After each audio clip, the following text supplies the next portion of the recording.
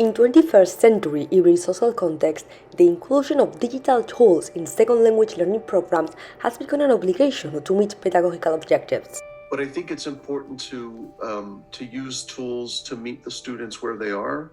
A lot of times they're, of course, young people are using tons of tools, tons of apps. In fact, they spend more time chatting with one another electronically than they do face-to-face. In addition, digital tools are ideally suited to work on learners' communicative competence in L2. Another thing that we see is if you go into these online spaces with digital tools, depending on the language you're learning, it can expose learners to a different range of varieties in the language. So different varieties of Spanish, different varieties of English, and not just the one that their teacher speaks. And that can be really valuable if you're learning, a language of wider international communication. However, the introduction of technology in L2 classroom is an opportunity and a challenge. Just using technology isn't going to help. You have to use it in some measured,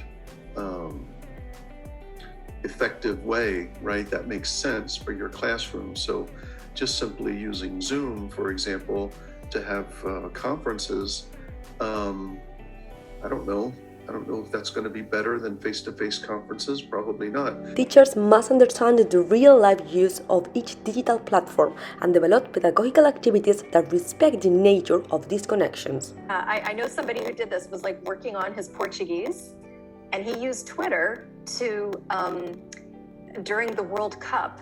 So he was following all the fans of the Brazilian football team and their hashtags. So he was learning how football fans use Portuguese to talk about the World Cup. And so there are lots of jokes, there's lots of swearing, there's all sorts of things that maybe you won't find in the classroom, and much more informal language. So that you can create ways of helping students, find a community you want to be a part of and observe them first before you then go in and try to interact and see what real language is like that's not just classroom language. The opportunities offered by including new technologies are not merely pedagogical, but also make it possible to endow L2 classes with a social justice perspective. Si tenemos comunidades que no son tan privilegiadas, que no tienen acceso a esa tecnología en sus casas, les estamos preparando para competir con los grupos más privilegiados. Through the digital leadership of students, teachers have the opportunity to contribute to the reduction of social inequalities